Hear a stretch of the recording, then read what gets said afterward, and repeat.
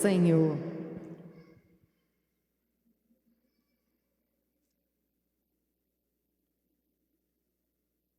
Irmãos e irmãs, nesse 7º domingo do tempo comum, a liturgia nos coloca diante de duas imagens, a imagem de Deus e a imagem do homem.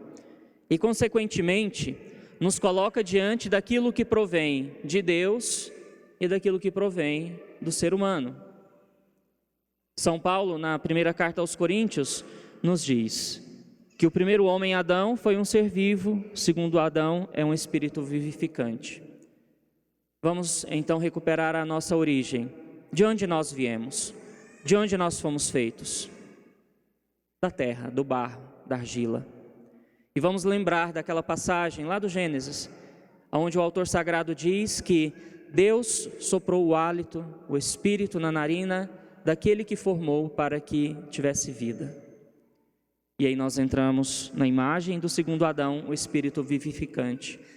Esse espírito vivificante que vem depois do primeiro Adão, mas que foi quem deu vida lá no início de tudo.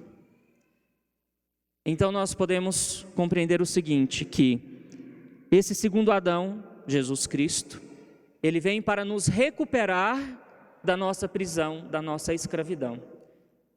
Aquela que nós nos amarramos, aquela que nós nos encarceramos lá ainda, dentro do paraíso. Quando nós nos colocamos como autossuficientes diante de Deus. Quando nós quisemos existir sem Deus. Quando nós rompemos a nossa aliança, a nossa fidelidade a Deus. Muitas vezes nós vemos isso no cenário das nossas famílias, especialmente quando os filhos começam a tomar certa idade. Os pais, enquanto estão ali com seus filhos debaixo das suas asas, eles imaginam, projetam, planejam tantas coisas para os seus filhos. O meu filho vai ser isso, a minha filha vai ser aquilo, né? Vai ter tantos filhos, vai constituir a família, vai para um convento. São tantos planos, são tantas coisas que as famílias vão, né, criando expectativa. E aí de repente se deparam com a liberdade, a escolha dos seus filhos, e muitas vezes contrário àquilo que os pais gostariam, contrário no sentido de não ganharem a aprovação dos seus pais. Essa é a nossa experiência com Deus. Deus disse, não faça isso, não coma daquele fruto. Foi lá o ser humano e comeu. Existiu sem Deus. Deus não obrigou a nada. Deus dá uma opção a cada um de nós. E dentro dessa perspectiva da liturgia de hoje, quando nós trazemos a imagem de Deus, do ser humano, desta relação, nós entramos naquilo que Jesus Cristo vem nos ensinar no Evangelho de hoje, que deve tocar a nossa vida de um modo muito íntimo e muito prático. As palavras de Jesus hoje nos levam à prática da fé. Durante essa semana nós escutamos as leituras do livro, na primeira leitura, né, do livro de São Tiago, da carta de São Tiago. E São Tiago sempre nos convida a uma fé pela prática, pelas obras. E é isso que Jesus Cristo está dizendo aqui. A vós que me escutais eu digo, amai os vossos inimigos. Dentro da nossa condição humana, nós temos que lutar constantemente contra os nossos próprios sentimentos de desejo, de vingança, de uma justiça que não é cristã, para que assim nós possamos existir de um modo cristão. Esta é a luta para todos nós hoje, existirmos nesse mundo mais como cristãos, não como o primeiro Adão, que começou a existir sem Deus, mas cada um de nós, no nosso trabalho, na nossa família, na nossa comunidade, começarmos a existir de modo cristão a partir daquilo que Jesus nos diz. Fazei o bem aos que vos odeiam, bendizei os que vos amaldiçoam e rezai por aqueles que vos caluniam. Que coisa difícil. E nós sabemos que isso é difícil, para todos nós, sem distinção. Padres, bispos, papa, irmãos e irmãs da comunidade, cristãos, não cristãos, qualquer outra religião, ateus, porque isso está dentro de nós. E é contra isso que nós devemos lutar, contra querer repetir na mesma moeda, na mesma medida, a vingança, a perseguição, a traição, a infidelidade, porque não foi isso que Jesus Cristo nos ensinou. Jesus Cristo nos coloca numa via contrária àquilo que nós estamos vendo na sociedade, no mundo de hoje, inclusive dentro da igreja. Divisão, de novo, fofoca, calúnia. Não existe isso dentro do ensinamento de Jesus Cristo. Por isso não deveria existir nas nossas vidas, que professamos a fé em Jesus Cristo. Por isso devemos tomar muito cuidado na nossa vida cristã, para que nós não sejamos condenados por nós mesmos. É Jesus Cristo quem nos diz isso hoje, no final do Evangelho. Com a mesma medida com que medirdes os outros, vós também sereis medidos. Mas é a nossa medida, não é a medida de Deus. Porque olha a medida de Deus que Jesus Cristo nos diz hoje, que Deus, Ele é tão misericordioso, que Ele faz nascer o sol sobre justos e injustos. Jesus Cristo também nos ensina isso, porque essa é a medida de Deus. Essa é a forma de Deus agir. E se nós queremos que Deus haja conosco da mesma maneira que Ele age com outras pessoas, nós devemos começar a alcançar a medida de Deus, a dimensão de Deus na nossa vida, compreender as coisas do alto e não as coisas da terra. Nós, como São Paulo nos traz, estamos aqui como seres terrestres, mas vislumbrando a vida futura. No evangelho desse sábado de manhã, de ontem, nós escutamos o evangelho da transfiguração. Pedro, Tiago e João, que veem a imagem gloriosa de Jesus. Para quê? Para que nós saibamos aonde nós queremos chegar. De que esta vida aqui é um processo de santificação, de alcance da graça, para que nós possamos reconquistar aquilo que nós perdemos lá atrás. Nós vamos ouvir isso lá no Gênesis, como eu disse no início da homilia. Nós perdemos por nós mesmos, porque quisemos existir nesse mundo sem Deus. E agora cabe a cada um reconquistar o seu paraíso,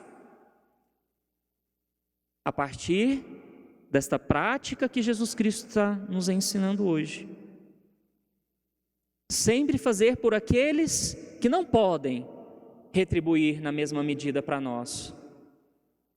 E às vezes nós passamos por umas experiências interessantes, bonitas, profundas, quando, de um modo assim inesperado, nós conseguimos ajudar alguém que temos a certeza, olha, esta foi uma bondade, uma ação da nossa parte, da minha parte, que foi, e eu sei que ela não tem como retribuir da mesma maneira como eu fiz. Pelo menos como às vezes a gente espera. Então é nessa dinâmica que nós devemos viver nesse mundo, dando testemunho da fé que nós professamos, cuidando daquelas pessoas que são próximas e daquelas que não são próximas. Vamos colocar uma coisa na nossa cabeça: cuidar do próximo, seja aquele que está dentro da nossa casa, seja o nosso irmão ou irmã de comunidade, seja o morador de rua, seja os dependentes químicos, qualquer outra pessoa que esteja excluída da sociedade. Isso não é de cunho partidarista, isso é de cunho cristão. Se as pessoas fazem dentro dos seus partidos políticos, dentro das suas famílias, que bom, estão tentando ser cristãs, mas vamos lembrar, a origem de cuidar do outro está na palavra de Jesus Cristo. Então nós não podemos trazer lá de fora e colocar dentro da palavra de Cristo coisas que dividem, coisas que vão nos colocar em conflito, em guerra, tirar a paz da família cristã, fazer com que o reino de Deus, que nós estamos tentando construir a cada dia, comece a ruir. Porque depende de cada um de nós o reino de Deus tomar forma no mundo. Nós não vamos esperar o reino de Deus simplesmente lá depois da nossa morte. Nós temos que começar a construir o reino de Deus aqui. Na sua casa, no seu trabalho, nesta paróquia, com as pessoas com quem você convive, inclusive pessoas de outra religião, pessoas que não acreditam em Deus. Nós não estamos vivendo nesse mundo dentro de uma bolha.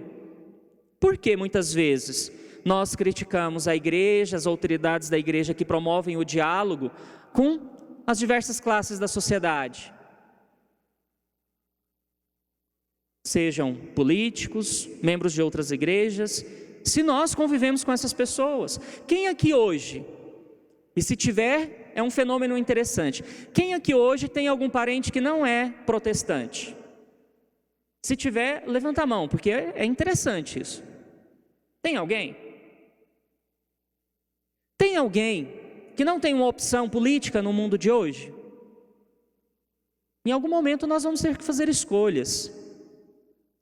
Mas antes de qualquer coisa, a nossa escolha é pela prática cristã. O que norteia, o que direciona a nossa vida, se chama Palavra de Deus, se nós somos de Deus. Se nós quisermos existir nesse mundo em Deus. Então está aqui a nossa medida. A medida para vivermos bem nesse mundo e sermos reconhecidos como povo de Deus, como os discípulos e discípulas de Jesus Cristo. Porque não tem nada mais triste no nosso meio quando nós escutamos aquele tipo de comentário: fala, mas não faz, prega, mas não vive.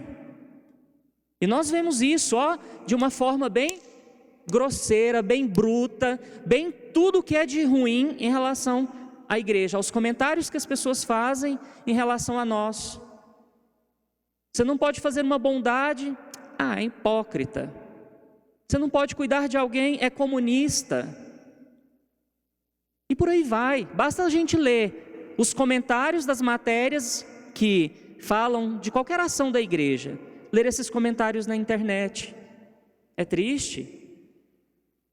Quantas pessoas boas trabalham em nome de Jesus Cristo no mundo de hoje?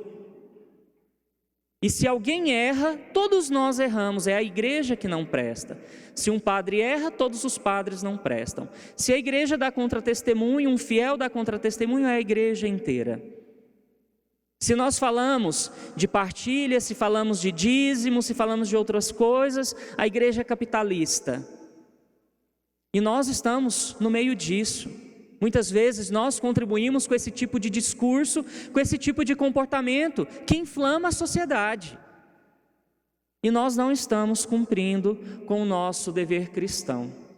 Mas vamos lembrar que para transformarmos tudo isso que nós estamos falando, nós devemos começar daqui, A gente não precisa dar nenhum passo.